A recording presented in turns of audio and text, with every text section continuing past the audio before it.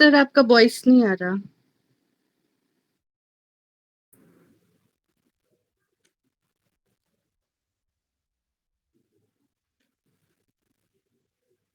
अब आ रहा है जी? Yes sir. ओके। सो कल की क्लास में हमने एलोट्रॉप्स ऑफ कार्बन किए थे, और एलोट्रॉप्स ऑफ कार्बन में भी हमने particularly crystalline allotropes of carbon किए थे। ठीक है, तो क्रिस्टलाइन एलोट्रॉप ऑफ कार्बन के एग्जांपल हैं डायमंड, ग्रेफाइट और फ्यूलरीन्स। ठीक है, तो ये कल मैं आपको डिस्कस करवा चुका था।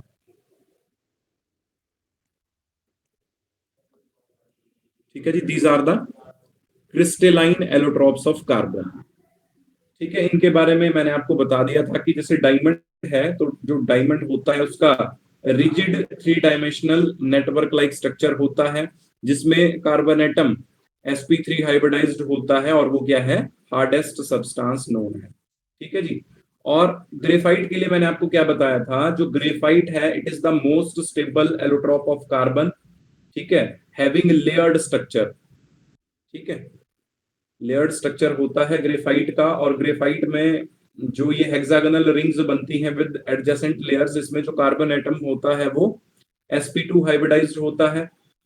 ठीक है, और जो ग्रेफाइट होता है वो सॉफ्ट होता है, स्लिपरी होता है, गुड कंडक्टर ऑफ इलेक्ट्रिसिटी होता है। और इसका यूज क्या है, graphite is used as a lubricants at high temperature. ठीक है, इन मशीन्स। ठीक है, तो ये सारी चीजें मैंने आपसे डिस्कस कर दी थी, और मैंने आपको जो फ्यूलरीन्स थी उसके बारे में भी बताया था। C60 soccer ball like structure उसका होता है, जिसको बकमिनिस्टर फ्यूलरीन बोलते हैं। और जो C60 फ्यूलरीन्स होती है उसमें 20 रिंग जो होते हैं वो 6 मेंबर्ड होते हैं, और 12 रिंग्स जो है वो 5 मेंबर्ड रिंग्स होते हैं। ठीक है, 12 5 membered rings and 20 6 membered ring से C60 फ्यूलरीन्स बनती है। ये मैं आपको कल करवा चुका था। ठीक है, अब एमोर्फस की बात करता हूं, तो एमोर्फस में क्या एग्जांपल है आपके पास, जैसे कार्बन ब्लैक हो गया, कार्बन ब्लैक हो गया आपके पास, या कोक हो गया, या चारकोल हो गया। ये भी कार्बन की ही फॉर्म्स हैं, बट ये क्रिस्टलाइन नहीं है। ये कौन सी है, अमोर्फस फॉर्म है कार्बन की। कौन कौन सी, carbon black, coke and charcoal. ठीक है जी। अब ये कहां से आती है, जो ये कार्बन ब्लैक बताया मैंने आपको, कोक या चारकोल बताया, असल में ना ये इम्प्योर फॉर्म है ग्रेफाइट और फ्यूलरीन्स की, कार्बन ब्लैक, कोक और चारकोल। ठीक है, अब कार्बन ब्लैक मेरे को कैसे ऑब्टेन होता है, अगर मैं किसी हाइड्रोकार्बन को लिमिटेड सप्लाई ऑफ ऑक्सीजन में क्या करता हूं, बर्न करता हूं, तो मुझे क्या देखने को मिलता है, कार्बन ब्लैक देखने को मिलता है। ठीक है, किसी भी आप हाइड्रोकार्बन को, जैसे मीथेन है, इथेन है, प्रोपेन है, ठीक है, अगर आप किसी हाइड्रोकार्बन को लिमिटेड सप्लाई ऑफ ऑक्सीजन में बर्न करोगे तो क्या बनेगा, कार्बन ब्लैक बनेगा। ठीक है, और जो ये चारकोल और कोक है ये कैसे बनते हैं, charcoal and coke are obtained by heating wood और coal at high temperature in the absence of air. ठीक है, तो चारकोल और कोक कैसे ऑब्टेन होते हैं, मैं क्या करता हूं, वुड को या कोल को हीट करता हूं बहुत हाई टेम्परेचर पे, और उसमें एयर की एब्सेंस रखता हूं। मतलब वुड को या कोल को हाई टेम्परेचर पे बर्न करना इन द एब्सेंस ऑफ एयर, तो जो मुझे प्रोडक्ट देखने को मिलता है वो चारकोल और कोक देखने को मिलता है।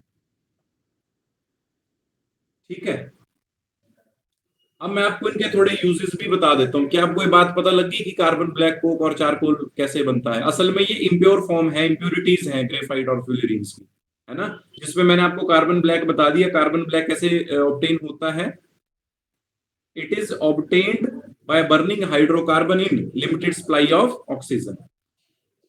ठीक है, और जो कोक और चारकोल है वो कैसे ऑब्टेन होते हैं? अगर मैं वुड और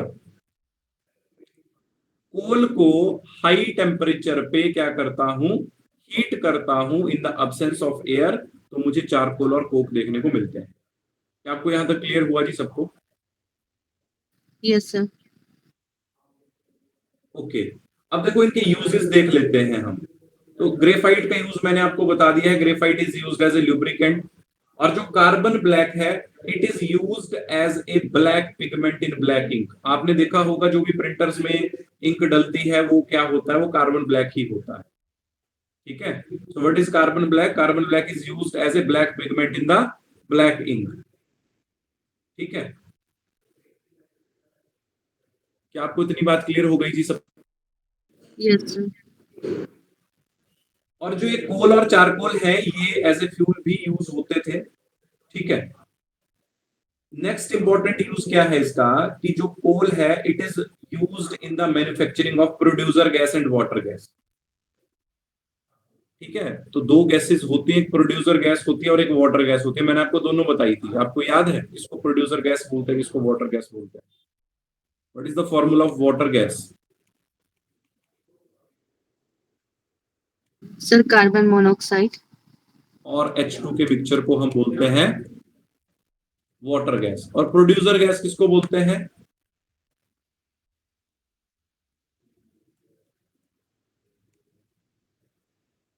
यहां पर CO और N2 का मिक्सचर हो जाता है, इसको प्रोड्यूसर गैस बोलता है। ठीक है, तो यहां पर भी जो है आपका ये कोल है, ये यूज होता है। अब हम इसमें नेक्स्ट देखते हैं some important compounds of carbon. तो क्या आपको यहां तक ये क्लियर हो गया? देखो, मैं आपको एक बार फिर से इसका सुपरविजन दे देता हूं। हमने लास्ट क्लास में क्या किया था, एलोट्रॉप्स ऑफ कार्बन डिस्कस किए थे। तो जो एलोट्रॉप्स ऑफ कार्बन होते हैं दो तरह के होते हैं, एक क्रिस्टलाइन एलोट्रॉप हो गए और एक एमोर्फस एलोट्रॉप हो गए। तो जो क्रिस्टलाइन एलोट्रॉप होते हैं उसके एग्जांपल आ गए आपके पास डायमंड, ग्रेफाइट और फ्यूलुरीन्स। ठीक है, इनके बारे में मैंने आपको इन डेप्थ कल डिस्कस करवा दिया था। और जो एमोर्फस एलोट्रॉप है कार्बन के, वो क्या क्या है? वो कार्बन ब्लैक है, कोक है और चारकोल है। जिसमें से जो कार्बन ब्लैक होता है वो कैसे ऑब्टेन होता है? जब मैं किसी हाइड्रोकार्बन को बर्न करता हूं इन the limited supply of oxygen, तो कार्बन ब्लैक बनता है। जबकि कोक और चारकोल कैसे बनते हैं? जो कोक और चारकोल हैं, जब मैं हीट करता हूं किसको, कोल को या वुड को, in the absence of air, high temperature पे, तो कोल और चारकोल देखने को मुझे मिलता है। ठीक है, तो ये बातें मैंने आपसे करी आज। ओके, तो नेक्स्ट हम इसमें डिस्कस करेंगे some important compounds of carbon. Next topic is some important compounds of carbon.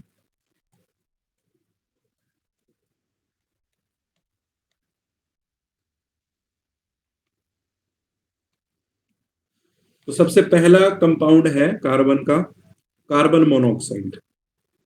ठीक है, तो जो कार्बन मोनोऑक्साइड है जिसका फॉर्मूला CO होता है, it is a colourless, odourless, poisonous and almost water insoluble gas. फिर से इसकी प्रॉपर्टीज सुनना, ये एक कलरलेस, ऑर्डरलेस और पॉइजनस गैस है।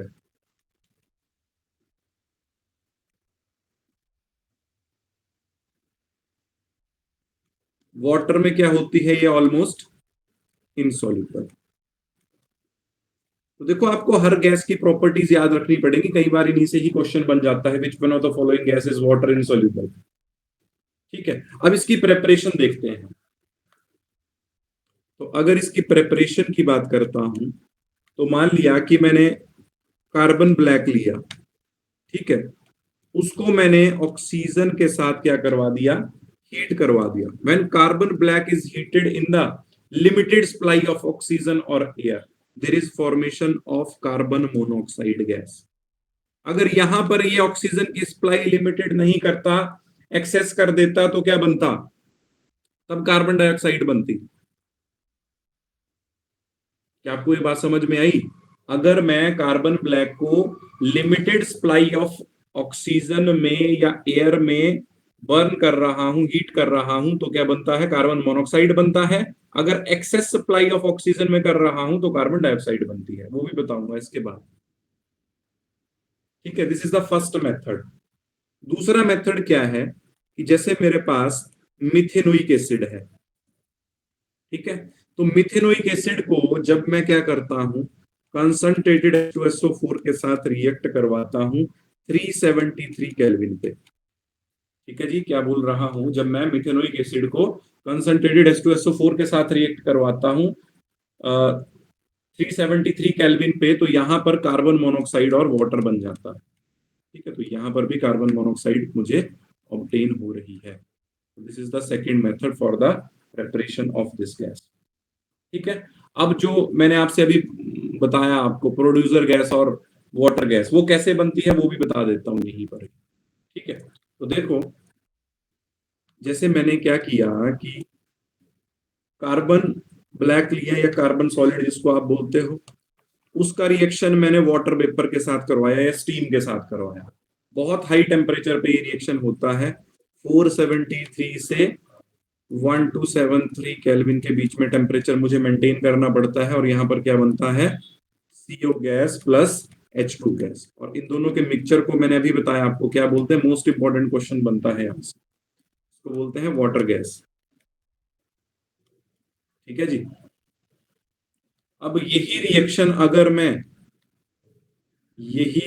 अगर मैं कार्बन सॉलिड के साथ करवाऊं, साथ में ऑक्सीजन गैस और नाइट्रोजन गैस ले लूं, तो यहां पर क्या बनता है? यहां पर देखो, ये इससे भी हाई टेम्परेचर पे होता है, 1273 या इससे अबव टेम्परेचर मुझे रखना पड़ता है। तो यहाँ पर प्रोडक्ट जो बनता है वो बनता है carbon monoxide gas plus 4N2 gas. अब कार्बन मोनोऑक्साइड और N2 के मिक्सचर को क्या बोलता हूं? Producer gas. तो ये दोनों क्वेश्चंस मोस्ट इंपॉर्टेंट क्वेश्चन बन सकते हैं।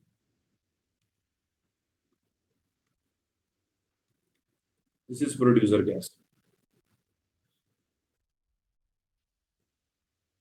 क्या आपको इतनी बात समझ में आई? Yes sir.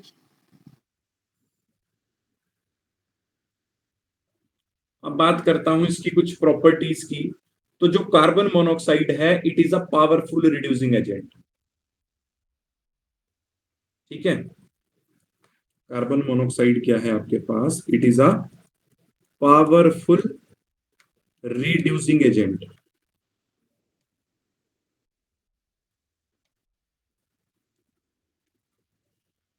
ठीक है,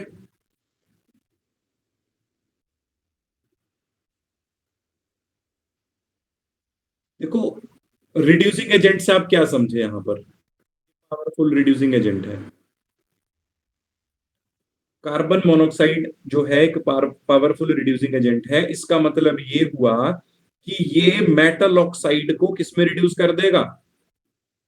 मेटल में, है ना? पावरफुल रिड्यूसिंग एजेंट का मतलब it reduces metal oxide to metal. अब ये कौन कौन से मेटल ऑक्साइड को रिड्यूस नहीं कर पाता? जो एल्केली मेटल और एल्केलाइन अर्थ मेटल के ऑक्साइड होते हैं, उनको ये मेटल में रिड्यूस नहीं कर पाता। प्लीज ये बात ध्यान रखेंगे कि जो कार्बन मोनोऑक्साइड है वो एक पावरफुल रिड्यूसिंग एजेंट है। पावरफुल रिड्यूसिंग एजेंट का मतलब ये हुआ कि जितने भी मेटल ऑक्साइड हैं जनरली वो उनको मेटल में रिड्यूस कर देता है। किसको छोड़ के? जो ऑक्साइड है एल्केली मेटल और एल्केलाइन अर्थ मेटल के। ध्यान रखना है, alkali metal and alkaline earth metal, aluminium और कुछ ट्रांजिशन मेटल के ऑक्साइड हैं, उनको छोड़ के ये सभी मेटल ऑक्साइड को मेटल में रिड्यूस कर देता है। इसीलिए ये पावरफुल रिड्यूसिंग एजेंट है। क्या आपको बात समझ में आ गई? यस और नो? सर रिपीट कर दो, इनको क्यों रिड्यूस नहीं कर सकता है एल्कली मेटल और एल्कली अर्थ मेटल को? क्योंकि मैम इनके जो मेटल ऑक्साइड होते हैं ना, वो हाईली रिएक्टिव होते हैं, बहुत ज्यादा रिएक्टिव होते हैं, तो वो इतने इजीली रिड्यूस नहीं हो पाते। देखो, मैंने आपसे पहले भी मतलब इनके बारे में बात किया था। एल्केली मेटल और एल्केलाइन अर्थ मेटल के ऑक्साइड के बारे में।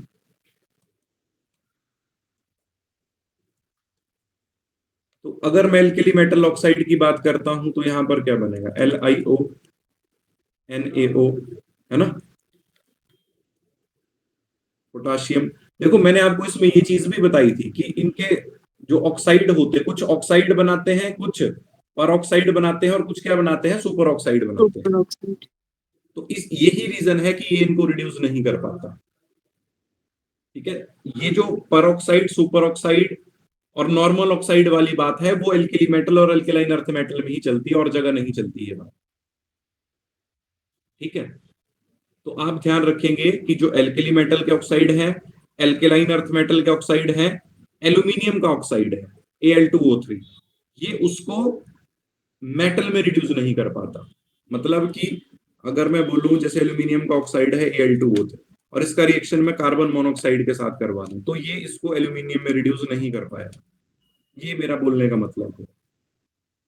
और जो दूसरा कोई भी मेटल ऑक्साइड होगा, कोई भी दूसरा मेटल ऑक्साइड होगा, तो जो कार्बन मोनोऑक्साइड होगा वो उसको मेटल में रिड्यूस कर देगा। इनको छोड़ के alkali metal, alkaline earth metal और एल्यूमिनियम को छोड़ के, इतना याद रखो।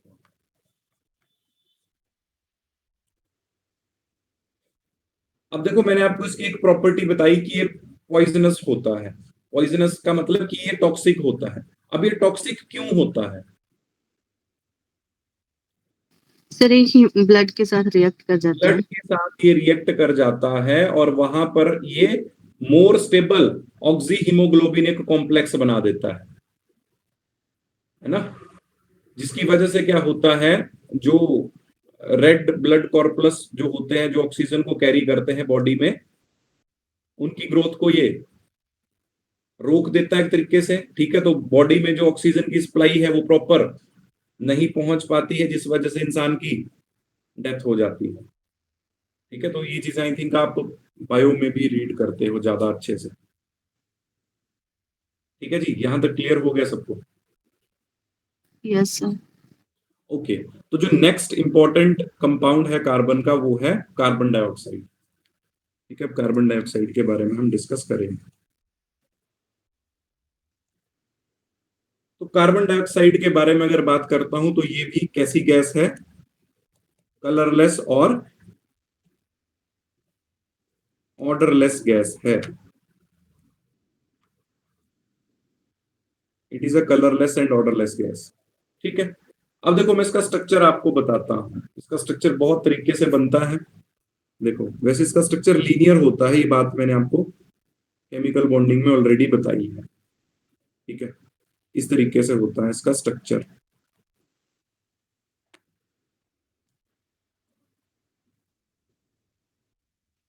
ठीक है, और इसके स्ट्रक्चर्स को मैं कैसे दिखा सकता हूं वो भी आपको बता देता हूं। एक बार मैं क्या करता हूं कि एक ऑक्सीजन से ये इलेक्ट्रॉन पेयर दूसरे ऑक्सीजन की तरफ को ट्रांसफर कर देता हूं, तो होगा क्या कि एक कार्बन का ऑक्सीजन के साथ बॉन्ड बन जाएगा ट्रिपल, और एक के साथ बचेगा सिंगल, जिस वजह से जहां पर बना होगा सिंगल, वहां पर कौन सा चार्ज आएगा, नेगेटिव चार्ज आएगा, और यहां पर आ जाएगा पॉजिटिव चार्ज।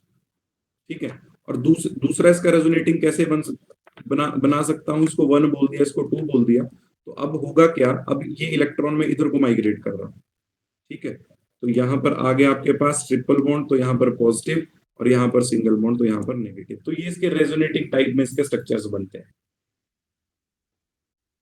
ठीक है बात।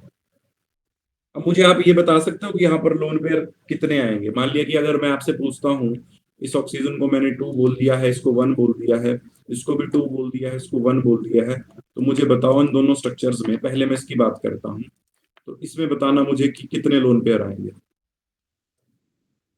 इस ऑक्सीजन पे।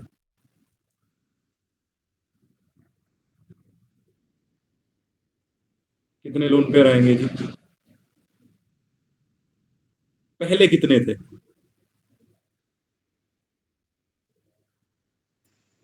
सर पहले दूसरे के पास 2 थे, तो इसमें 3 आ जाएंगे, और उधर जो है वो 1 भी नहीं रहेगा। हाँ ठीक है जी, ठीक बोल रहे हैं। तो देखो यहां पर अब लोन पेयर कितने आएंगे, यहां पर हो जाएंगे 3 और यहां पर बचेगा 1। सिमिलरली इधर भी ऐसा ही होगा, यहां पर आ जाएंगे 3 और यहां पर बचेगा 1।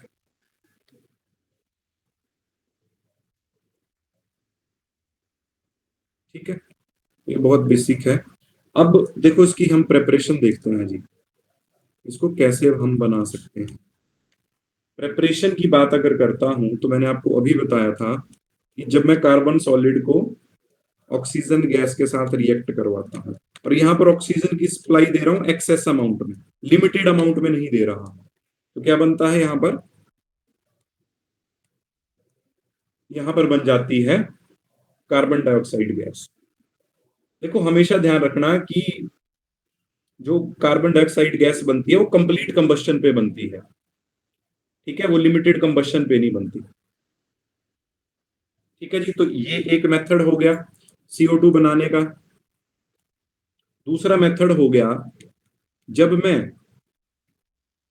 हाइड्रोकार्बन को क्या करता हूं, ऑक्सीजन के साथ बर्न करता हूं एक्सेस ऑफ ऑक्सीजन में, तब भी वाटर और CO2 बनता है। आपको पता है जब भी मैं किसी हाइड्रोकार्बन को क्या करता हूं, बर्न करता हूं एक्सेस ऑफ ऑक्सीजन में, तब भी क्या बनता है जी, तब भी CO2 और वाटर बनता है। ठीक है, दूसरा रिएक्शन ये हो गया। तो ये दोनों रिएक्शन जो करवाए आपको, ये किस कैटेगरी के रिएक्शन है, कंप्लीट कंबस्शन है ये। What do you mean by complete combustion, जब मैं किसी भी सब्सटेंस को ऑक्सीजन की एक्सेस अमाउंट में बर्न कर रहा हूं। ठीक है, अब बात करता हूं इसके कमर्शियल मेथड की। ठीक है, कमर्शियल इसको कैसे बनाता हूं, तो कमर्शियली मैंने आपको पहले भी बताया था कैसे बनाता हूं जी कमर्शियली, बताओ शाबाश। कैल्शियम कार्बोनेट से, लाइमस्टोन से, इसको क्या बोलता हूं, कैल्शियम कार्बोनेट या लाइमस्टोन बोलता हूं इसको। ठीक है, तो जब मैं लाइमस्टोन को हीट करता हूं तो क्या बनता है, कैल्शियम ऑक्साइड, जिसको क्विक लाइम बोलता हूं, और साथ में यहां पर CO2 बनती है। अभी आपको पिछले चैप्टर में रिएक्शन करवाया था जी, तो यहां पर भी क्या बन जाता है, CO2 बन जाती है। This is the commercial preparation for the CO2। अब लैब में कैसे बनाता हूं इसको, ये भी मैंने आपको बताया था, बता सकते हैं। देखो कैल्शियम कार्बोनेट को जब मैं HCl के साथ रिएक्ट करवाता हूं, एक्वस HCl के सॉल्यूशन के साथ रिएक्ट करवाता हूं, तो यहां पर कैल्शियम क्लोराइड बनता है, साथ में CO2 गैस बनेगी और वाटर लिक्विड बनेगा। तो लैब में ऐसे बनाया जाता है जी CO2 गैस। ठीक है जी,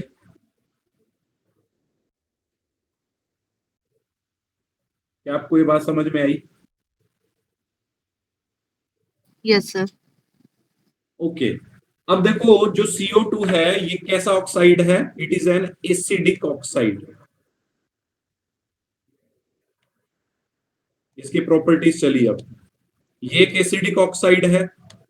दूसरा इंपॉर्टेंट पॉइंट, आपने सॉलिड कार्बन डाइऑक्साइड के बारे में सुना होगा, सॉलिड CO2, जिसको क्या बोलता हूं, ड्राई आइस बोलता हूं। क्या यूज है ड्राई आइस का,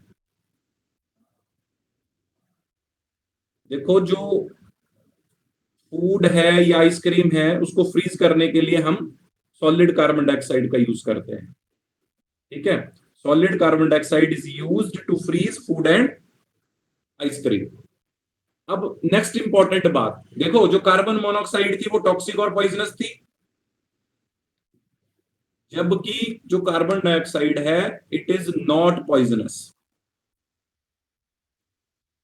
ये वैसे तो पॉइजनस नहीं है, बट अगर इसकी एक्सेस अमाउंट कहीं पे आती है, मतलब अगर कार्बन डाइऑक्साइड की मात्रा बढ़ जाएगी तो उससे होगा क्या, that will increase the green house effect. ये बात आई थिंक आपको पता होगी, है ना। वैसे ये पॉइजनस गैस नहीं होती है, बट अगर इसका अमाउंट बढ़ जाए, इसकी मात्रा बढ़ जाए, उसको इंक्रीज कर दिया जाए तो उससे ग्रीन हाउस इफेक्ट बढ़ जाता है। ठीक है, और नेक्स्ट आपने इसका यूज एक और देखा होगा, आई थिंक अभी आपको मैम जब बायो वाले करवा रहे थे कुछ, तो मैंने आई थिंक ये रिएक्शन देखा था, आपको करवाया था उन्होंने, है ना, करवाया था ना जी ये reaction. Yes sir. I think ये तो छोटे बच्चों की बुक्स में भी होता है ना, ग्लूकोज और CO2 बनती है, जो सॉरी O2 बनती है।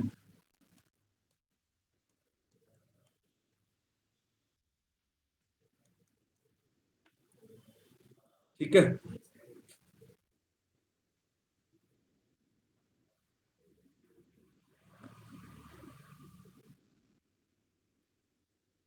अब देखो CO2 जो है वो एयर में प्रेजेंट होती है और उसको मैं वहां से कैसे रिमूव करता हूं, with the help of photosynthesis. ठीक है, तो ये इसके कुछ यूज थे जो मैंने आपको बताया। तो अब ये चैप्टर हो जाता है जी खत्म। ठीक है, मतलब खत्म इन द सेंस कि ग्रुप 14 आपके पास खत्म हो गया, अब ग्रुप 15 हम स्टार्ट करेंगे। ठीक है, ग्रुप 15 से पहले मैं आपसे क्वेश्चन डिस्कस करता हूं इस चैप्टर पे। ठीक है, फर्स्ट क्वेश्चन इज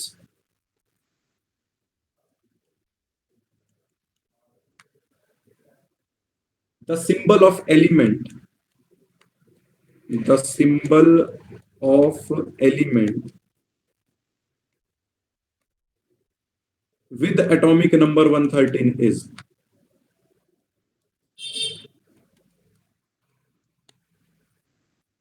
किसका होता है जी 113 एटॉमिक नंबर और कौन से ग्रुप में आता है, बता सकते हैं?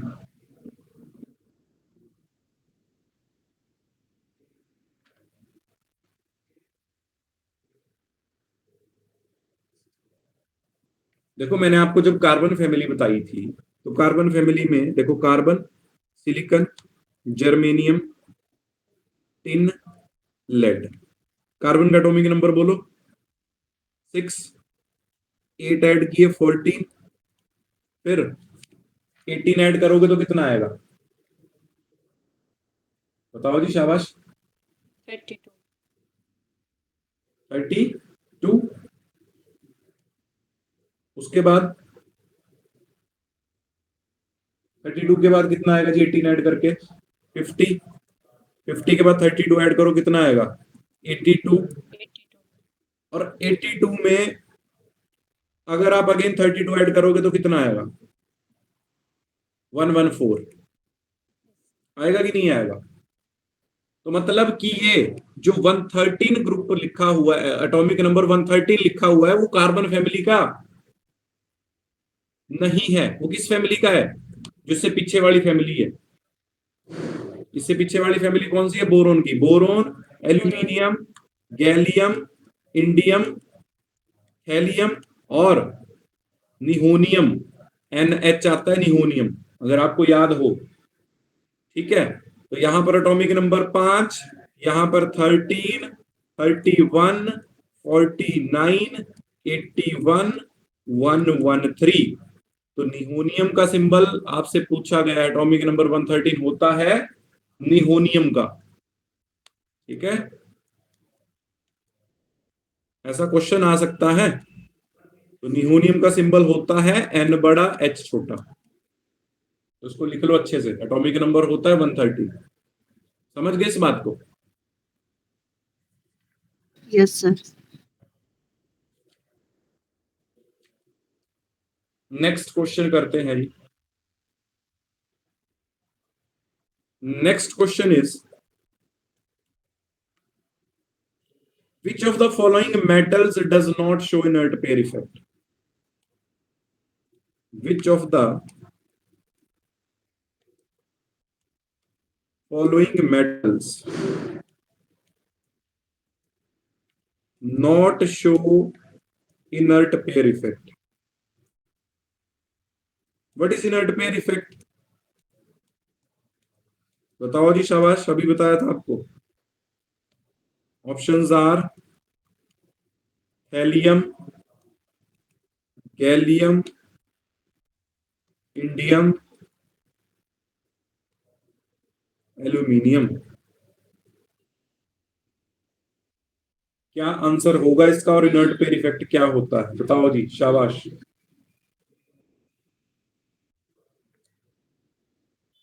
देखो इनऑर्गेनिक में जितने क्वेश्चंस प्रैक्टिस होंगे उतनी ही आपको इनऑर्गेनिक ज्यादा अच्छे से क्लियर होगी। इनऑर्गेनिक में क्वेश्चन प्रैक्टिस सबसे ज्यादा इंपॉर्टेंट है। क्योंकि वो वैसा ही क्वेश्चन आपको डायरेक्ट आ सकता है। तो बताओ।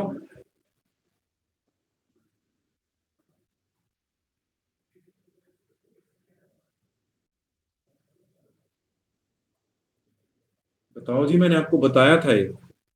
What is inert pair effect? The reluctance of valence s electron pair to take part in bond formation.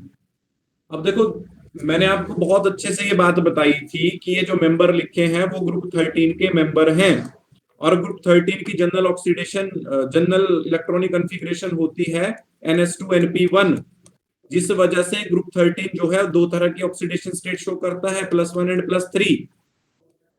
But होता क्या है कि जैसे मैं डाउन द ग्रुप जाता हूं, तो जो हायर ऑक्सीडेशन स्टेट की पॉसिबिलिटी होती है वो कम हो जाती है। उसके पीछे का रीजन क्या है? उसके पीछे का रीजन है इनर्ट पेयर इफेक्ट। तो क्या लिखा है? Which of the following metal not show inert pair effect? Answer is, बताओ जी। Answer is aluminium.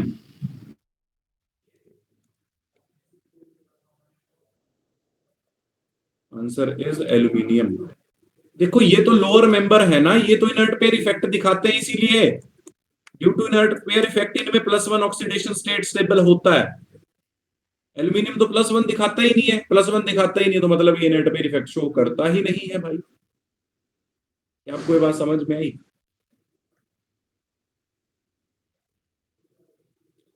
आप, मेरे को लग रहा है ना, पिछले लेक्चर्स को रिवाइज नहीं करते हैं। आप एक बार रिकॉर्डेड देख लेना, मैंने आपको इनर्ट पेयर इफेक्ट में ये सब कुछ ऑक्सीडेशन स्टेट में अभी आई थिंक एक दिन पहले ही बताया है। अब 2 दिन पहले की वीडियो देखना जाके, उसमें मैंने ये लाइन भी लिखवाई है कि जो एल्यूमिनियम है वो एक ही ऑक्सीडेशन स्टेट शो करता है, +3 ही शो करता है। अगर वो +3 कर रहा है तो मतलब उसमें इनर्ट पेयर इफेक्ट नहीं होता। ठीक है जी बात। नेक्स्ट क्वेश्चन करते हैं फिर। क्या आपको यहां तक बात समझ में आई? नेक्स्ट क्वेश्चन है, आपने मुझे BF3 एंड BH41 नेगेटिव की शेप्स बतानी है। जल्दी से बताओ।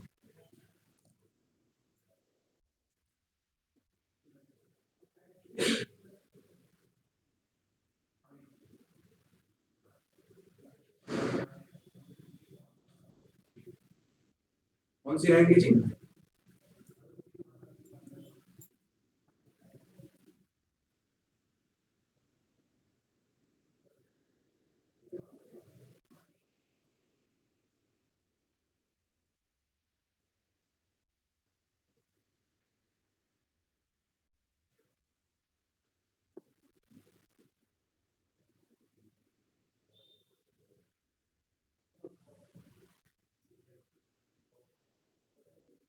प्लीज जल्दी से आंसर करें जी सारे।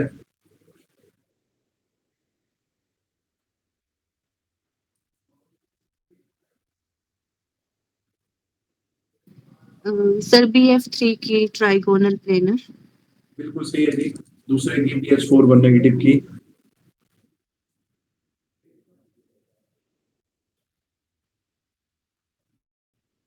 देखो, इसमें आपने इस तरीके से निकाल लिया जी सबने। पहले इसमें हाइब्रिडाइजेशन निकाली होगी आपने 1/2 बोरोन के, boron is central atom here, और इसके वैलेंस शेल में 3 इलेक्ट्रॉन होते हैं, 3 इसके साथ मोनोवेलेंट जुड़े हैं, तो ये बन जाएगा 6/2। तो स्टेरिक नंबर 3 के लिए sp2, और sp2 हाइब्रिडाइजेशन, तो ये शेप बन जाएगी ट्राइगोनल प्लेनर इस तरीके से।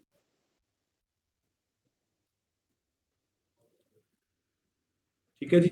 अब BH41 नेगेटिव की बात करते हैं। तो BH41 नेगेटिव में आप पहले हाइब्रिडाइजेशन निकालो। 3 बोरोन के वैलेंस शेल, +4 मोनोवेलेंट जुड़े हैं, और 1 नेगेटिव चार्ज है, तो +1, तो कितना हो गया है? 8/2।